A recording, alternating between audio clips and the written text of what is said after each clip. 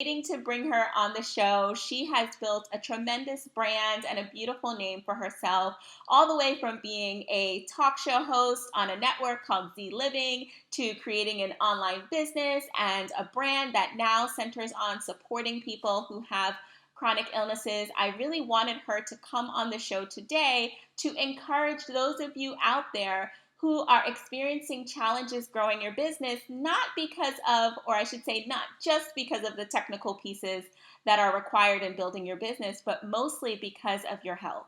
There are a lot of women in our community who struggle with a variety of things, all the way from anxiety to certain personal health challenges that have to relate to their hormones, through headaches and migraines, and the list goes on. You never know what somebody is going through. And one thing that I notice is that we don't talk about that enough. We often just go straight into the tips and tricks with how to build your business and how to get your name out there, but we don't talk about the personal struggles that one might have when they're dealing with things that are outside of their business, that they're still trying to overcome and conquer as they go out there and build their dream. And so Nitika has been through it all, and she's here really to give us her tips on how she has personally overcome having a chronic illness and what she did in spite of having that to lift her career, as well as give you some tips on how you can do it too.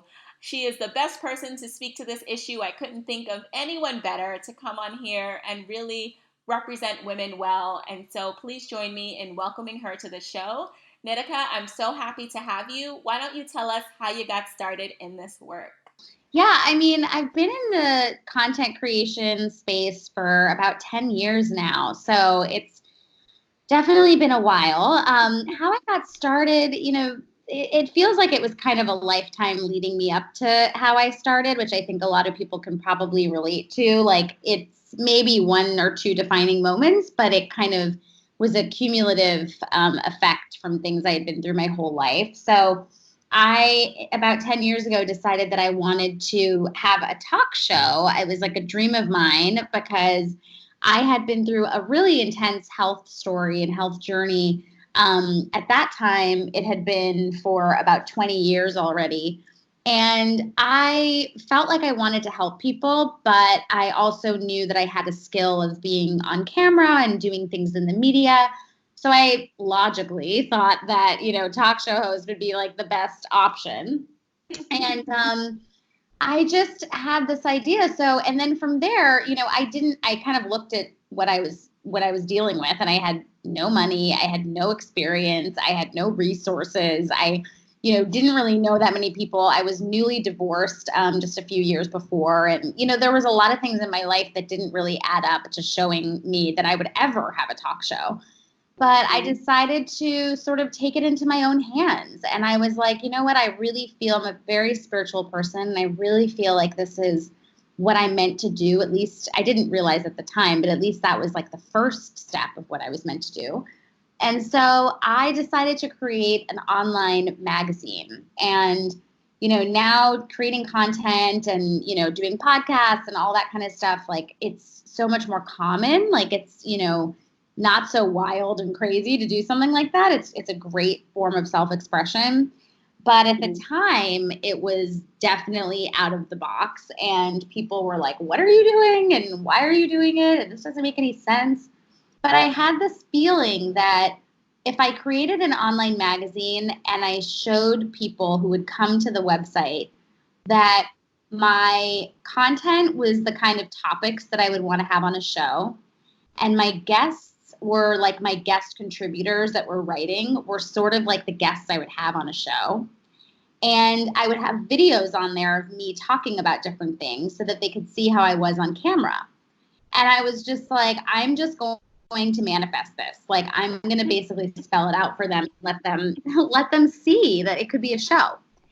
And it felt crazy. It felt like I didn't know what I was doing. It was hard, but it felt like the right thing to do at the same time. And so I started, and 3 years later, I got a talk show, actually less than 3 years later. And I got a show on global television. It was on this channel called Z Living, which is owned by Asia TV, which is a very common South Asian network. And and it was, it was an amazing experience. So that's kind of how I started everything. So when you were thinking about these big dreams, like knowing that you had a chronic condition, how did that impact your mindset? Like what did you do to make sure that it didn't affect how you went after your dreams and even the confidence that you had in your ability to actually make things happen?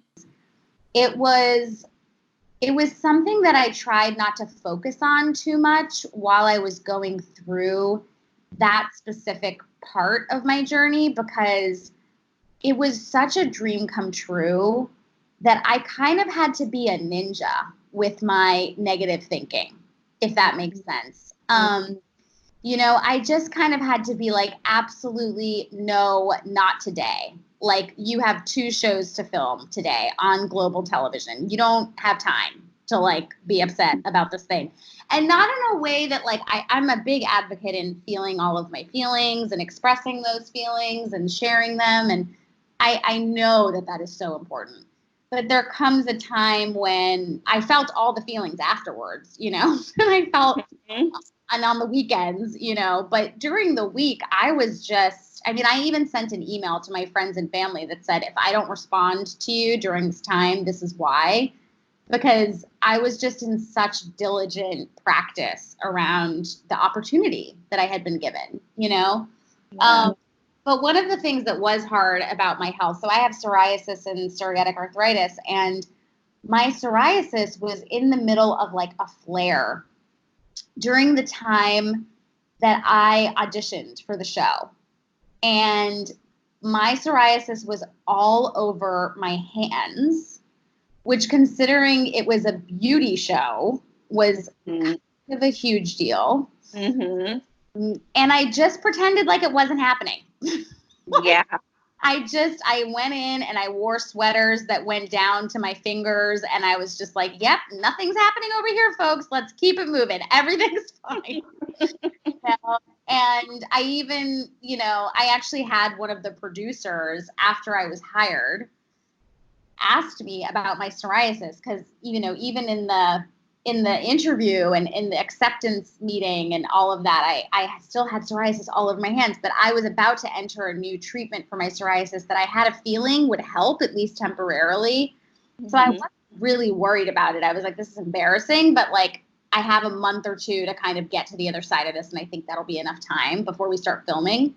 Mm-hmm. And one of the producers asked me about my psoriasis and was kind of like, what are we going to do about it? And I was just like, I don't know what you're going to do about it, but I'm going to take some medication and I'm going to be okay. And we're just going to keep it moving. Like, like, this didn't give any room for me to be, and I don't know, what your listeners comprise of themselves of, but I'm a woman of color. And I was just like, this is a rare opportunity that I'm sitting in this room with a bunch of white male producers, and I am not giving them the opportunity to let me feel anything more, anything less than I am in this moment. Yeah. And that was a huge part of my journey as well. Like, where did you learn that? How old were you when you got diagnosed? And was that a part of you developing this mindset that, you know what, I'm just going to do it anyway? Yeah, that's a great question. I think, where did I learn that? I think, I mean, my mom, ever since I was 2 years old, has called me a pataki, which means firecracker in Hindi. If that tells you anything. So it started young. What I really think it is because I'm a very spiritual person. God, no religious affiliation, but God has always just been like the center of my life. And I think it's been that way because when I was on my knees in the darkest moments of my life, when I thought I possibly wouldn't be able to continue with my life because my bones were deforming from my arthritis and my psoriasis was covering 95% of my body, and I couldn't walk without severe pain for like almost 6 years. And, there was just it was just very dark, there was always this part of me, and it's been this way since I was a very young kid, even though I didn't have the words for it then, that was really committed to knowing the truth, if that makes sense, like the divine truth in every moment, right? So it's like I'm sitting here with someone who is trying to make me feel small, let's say, and in my body, I can feel my body saying, that's not the truth. Does that make sense? And that's really like your intuition. I mean, some people say it's your intuition. To me, it's God, whatever that might be for you. But that has always been there. And I think a lot of people, whether they've been through a chronic illness or not, can relate to that part of them that, maybe when you're younger, and some people, maybe they got bullied, or like their parents weren't always the most supportive, or different things like that. And it just kind of makes you feel like there's something going on here. I don't understand. Like, I think I'm a nice kid, or I think I'm trying my hardest, but I still can't seem to get out from underneath all of this, Yeah. And I think there's just that part of me that over time, I was really bullied when I was younger. I got into a lot of trouble when I was younger, just being, a pataki, not doing anything crazy. But there was a time in my life when I started to learn about my strengths, and I started to learn that that part of me that knew the truth on the inside was actually very powerful and very pure, and was very important. And so I think that's just like growing up, right? It's like there comes there comes a time where like you sort of are on one end of the spectrum, maybe for a lot of people when they're growing up, they just don't trust themselves as much, or they're always questioning themselves, or they're getting tossed around, whether emotionally or otherwise. And then there just comes a time where you're just like, no, I know that this is okay. I know that I'm feeling something that's real, and it's taken me a long time. Like, that was one situation where I know that I did that. And even with getting the talk show, I mean, I used to walk around pretending that I was basically Oprah, and I was like, not one person knows who I am, but I'm just going to pretend that, me and Oprah are on the same page. Like, I have like 4 YouTube views, and they're all my mother, and I'm just like, it's fine. It's totally fine. Oprah and I are on the same page. Yes, of course I'm going to have a show. Of course, what are you talking about, There's a little bit of like healthy delusion that comes with all of that. Yes. But I think that's kind of where that came from. It's been a part of me my whole life, but it took me time to really honor it over the years.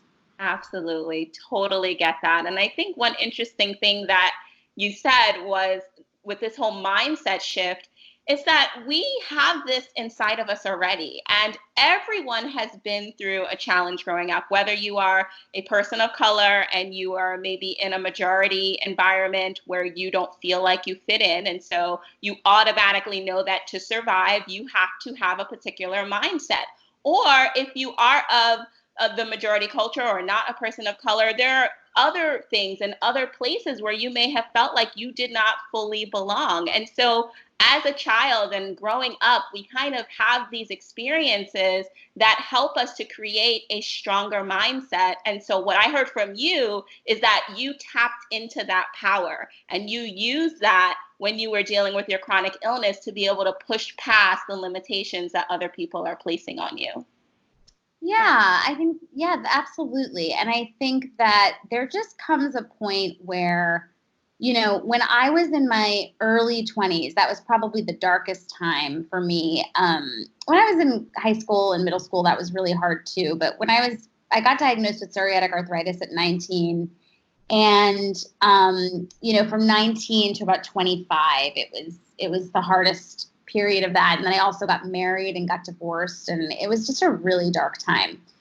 And I think during that time was when I started to really realize that a lot of this in terms of your mental state, right, is a choice. And I don't say that to discount any sort of mental illness component or mental health component that is genuinely incredibly overwhelming and that needs medical attention and all of that. So I do not say that to discount those moments.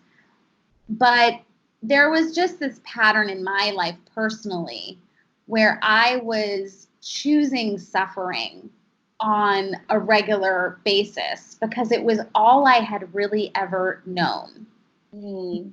And I learned through very, very, very tiny movements and steps, at the time. It wasn't these huge, moments. It was these really, really tiny moments that I started to learn through, I was certified as a life coach around this time. I learned about, the power of positive thinking. And years later, I learned about The Secret and all these things. And I think a lot of that stuff can go too far sometimes because it sort of takes out the beautiful process of grief and processing your emotions and, really feeling things.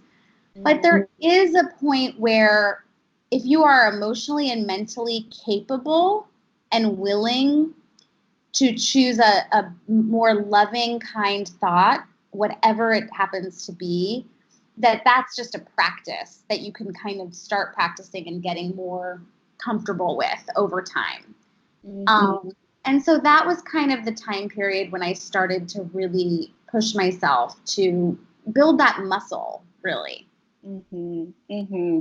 Can you talk to us about self-care? So kind of going into the maintenance part of your business, and I don't even want to say maintenance. I mean, you are continuing to push forward and take your brand and your business to the next level. And so what kind of self-care practices do you put in place in order to give yourself the energy, the stamina, and the momentum to keep going?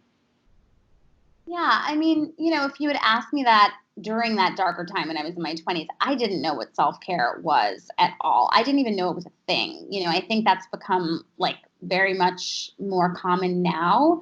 But it wasn't a thing when I was growing up. It's something that I sort of learned as a part of my healing journey. And I mean healing in a holistic sense of getting my body to a healthier place, but also my mind and my heart and my spirit.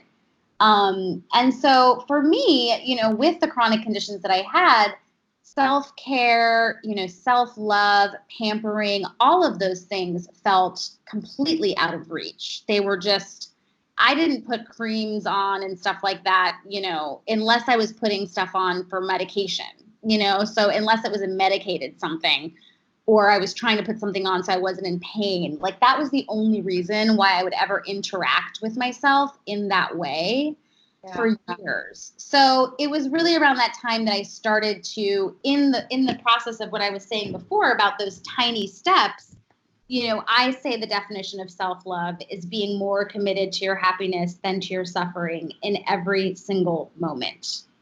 And so that's where that definition for me comes from, because during that time, I started to incorporate tiny acts of self-care in order to go through this, holistic healing process for myself. And there's still things that I do today. So I don't personally believe that grand, totalitarian, humongous statements are really the way. They make me feel exhausted just thinking about it. And usually they're not sustainable, and they usually just don't even make me feel that great, at the end of the day. So I believe in these tiny, tiny moments. And I also believe in things that are affordable, things that are accessible, all of those things. So I say all that to say that my self-care looks very simple. It's I wake up in the morning. I've started at the end of last year, I started putting my phone in my living room by my computer when I go to sleep, and I bought one of those cheap alarms on Amazon, and I use an alarm clock to wake up in the morning. And that I do that because I love myself enough to wake up in the morning and not instill panic into my body the first thing in the morning. Right? That's really it. Right? It doesn't have to be this a huge, leap. It's just, and those are the kinds of things I say to myself when I am trying on a new habit. Like even when I tried on this habit, because it's a relatively new thing that I'm doing in the last several months, I said, do I love myself enough to feel better in the morning?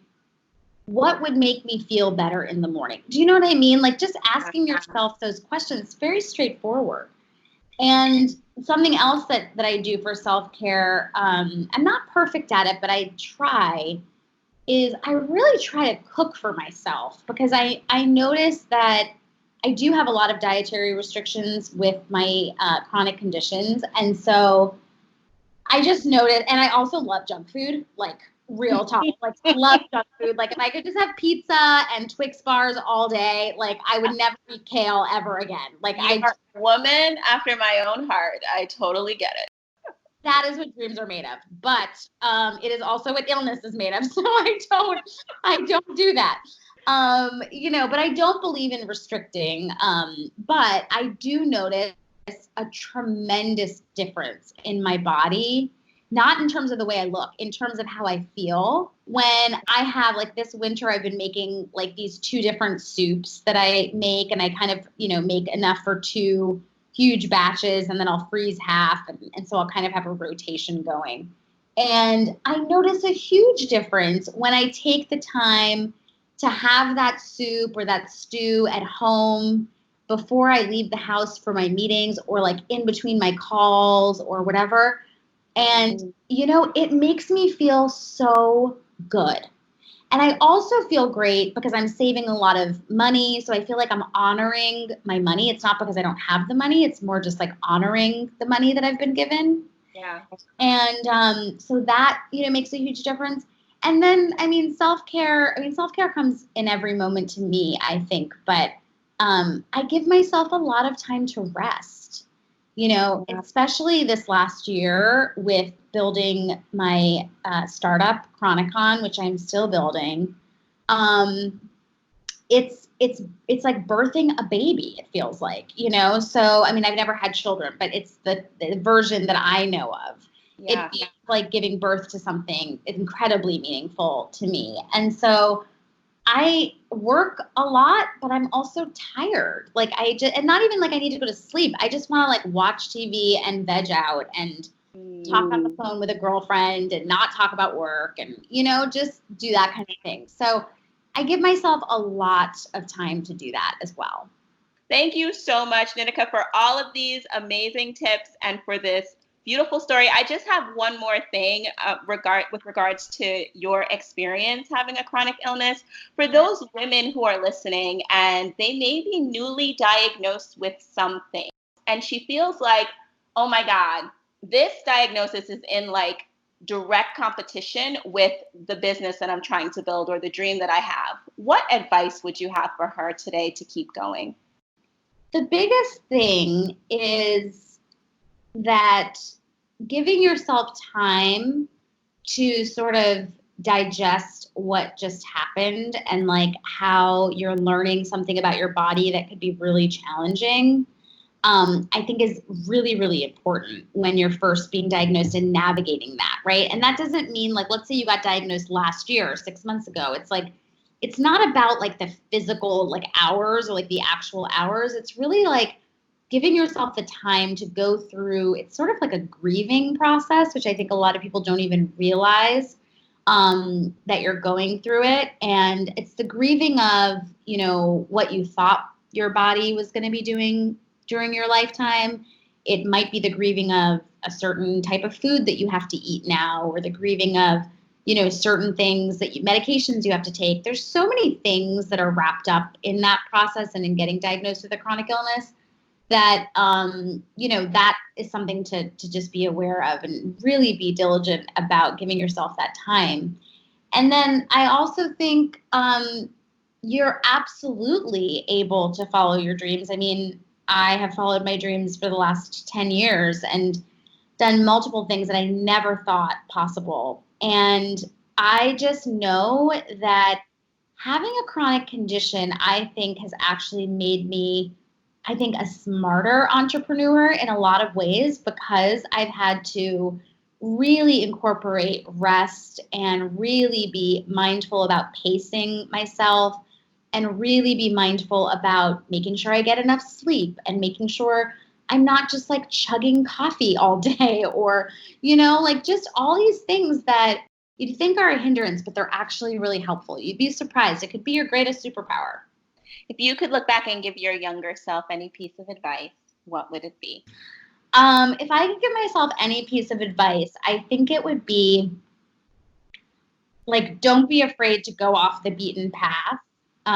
You're going to see other people doing it their way and assume that you have to do it their way. Know that your way is the best way, and like trust yourself in that. Trust yourself. How can our audience find you? Yeah, well, I'm on Instagram at Nitika Chopra, and I'd love to see you there. We also have Chronicon's Instagram, which is spelled Chronic O-N, so there's not a second C at the end, but it's Chronicon Official. And I also have a podcast, so if you love listening to podcasts, which you probably do if you're listening to this one, it's called The Point of Pain, and it's streaming anywhere you listen to podcasts. Awesome. And can you tell us a little bit more about Chronicon? What is that conference about, and who are you looking for as attendees? Sure. Yeah. Well, it's really, it's being built into sort of a platform for people and elevating the lives of people who have a chronic illness. And we have a hero event every year. We have a main event, and we had our first one in 2019 in October, and we sold out weeks before the conference even happened. And this year in 2020, we're bringing it to a bigger audience right here in New York City. And anyone can attend, whether you have a chronic illness or not. I have a lot of friends who came out to support and were incredibly moved by the conversation just because they know people that struggle with it, or they have other things happening in their body that maybe it's not a chronic illness, but they learned so much about, the emotional components of navigating our lives with our bodies. And and so anyone can attend. Wonderful. Thank you so much for coming on the show, Nitika. I cannot wait to hopefully have you back soon. Well, there you have it. Thanks so much for listening to the show today. And as always, for more resources as you continue to live out your beautiful mission of healing the world and grow your beautiful business, you can head to www.shehealstheworld.com/freebie to see what new resources I have in store for you. Thanks for listening. Tell a friend, and I can't wait to see you at the next episode.